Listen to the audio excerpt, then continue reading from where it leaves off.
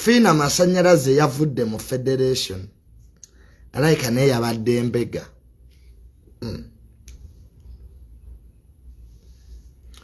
Alabika yabadde embega. Fina masanyalaze yavudde mu federation naddayo muuma. Abayimbi bangi batandise okuva mu federation nga balaba ebintu tebitambula bulungi. N'abayimbi era nabagamba mu malabudde. You can't federate without associations. And secondly, abantu abasalirawo endongo si bayimbi. You can't have decision makers who are not musicians. Era jjo nakibagambye kwanika atisabula. Ne bagamba nti mwe mumala obudde nga munenya abayimbi. Naye abayimbi balina ababafuga. There is big power politics in the music industry. The regulator government doesn't want music to be stable. Abonoonye endongo si bayimbi. Toza kuwa na business. Nga abantu abasingo giteekamu ssente ate they are not in that business. Oba kyenjogera okitegeera. Kati ekisumbuwa abayimbi. Abayimbi bugologosi bakozesa bukozesa. The key decision makers abatuula gye batuula okusalirawo abayimbi si bayimbi. Kachofuna bango ojja kwesanga nga mwena because is abayimbi mwasobera. You can't sit in a meeting with the people you call enemies. Mumwe nyini mwerwanisa. Egoism. There's a lot of mistrust. Kati nebwe munakola ebibiina 10 nga mwina trust issues nga mwabayimbi tebigenda kola. Era mujja kutuula because everybody comes thinking there is money. Prime Minister yawabayimbi buli omu obukadde butaano abatafuna bakeera ku macha kujja thinking that banamusanga abawendala. So you cannot make something ne mutula mwenga abayimbi nga mukimanyidde ddala buli omu ayina omunene amuli emabega. Kyobula abonna bagamba bwe twagenda ewa general bwe twagenda ne twogera ne gundi they are not looking for solutions. They are looking for imaginary power. Kwa federation Eddy Kenzo kyali agala kukola kubeera nga FIFA.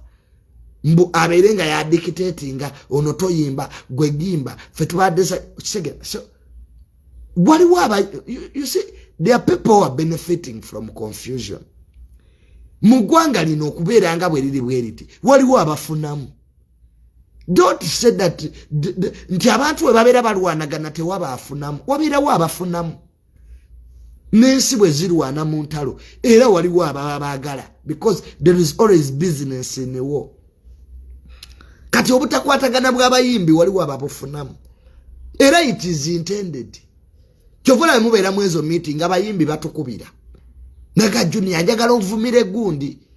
Gwe yabadde naye nga atudde yennyini mu meeting nga n'okukkiriziganya bakkiriziganyiza ate atukubira ffe babuloga.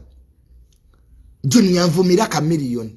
Naye nga ngamba okuvuma ka miliyoni yabadde naye era mukwano gwe ne mu meeting babadde basika. Which kind of people are this? Buluno ke yali yakankubira. Eddy Kenzo bali bagenda okwekuba ne big guy. Buluno kana ngamba nedda teyabadde Eddy Kenzo yabadde nzenze yabadde agenda okuba big guy. Buluno kaba yakambulira ebitufu ne wabaawo omuyimbi omulala eyankubira. Nangamba Junior toyogera Buluno ke byagambye tebitukolera. Nga you people mwena muli bayimbi mwabadde mu meeting yemu lwaki ate obo ngamba nvume Buluno ke ate nga yeye ngambye amazima. So those musicians have trust issues. They don't trust one another because since okuleta ekyo it is the government itself. Bagala babeerawo balwanagane. Sindi ayina ekintu kye yayogera. Yagamba mumpita mutya mu federation intese namwe ngate ne mabega munkuba ebikono. You are fighting me.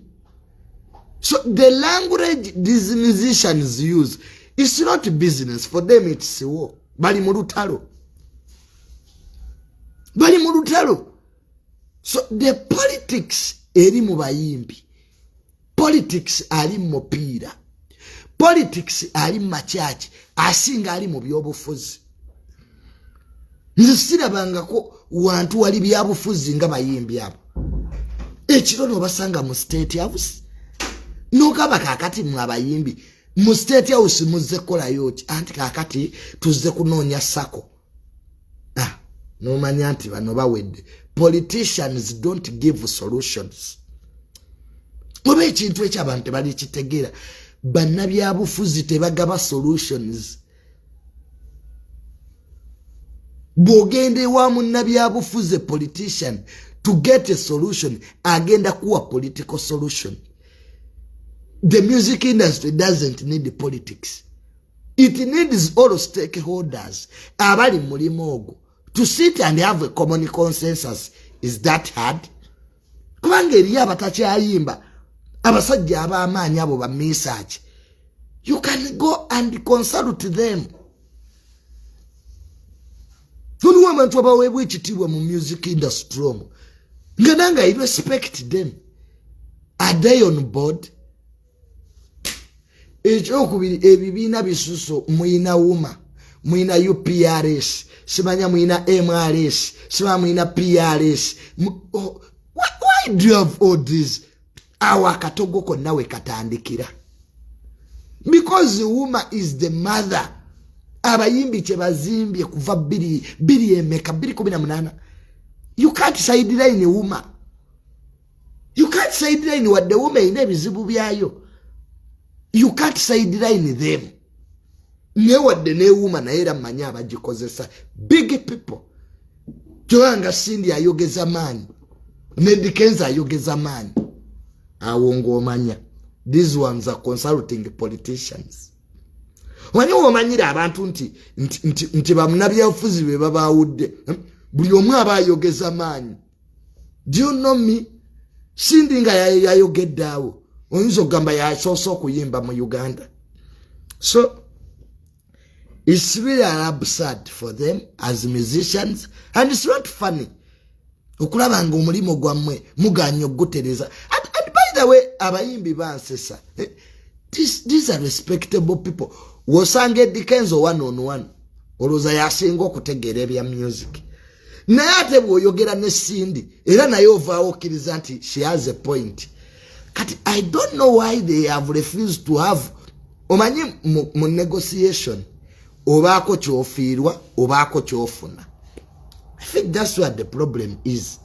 So bayimbi bannaffe oba abayimbi abali eyo, it's high time you stop looking for solutions from politicians. Music industry ejja kutereera. You'll come on board. Nekati fina masanyalaze ye yavuddeyo mu federation. Naddayo muwuma kati yali agenze baketta. Ebintu bikwewunyisa mu ggwanga kati mu federation. How can you sit with people you don't nga tokkiririza mubiri ekitegeeza wali oyo fina yali agenze kettabali. Anyway, Lwaki Kenzo is my friend. Basagala namuyisaamu gaali musajja wattu abonyeebonye amawulire gakubye Kenzo. So but all they think wali yo sente.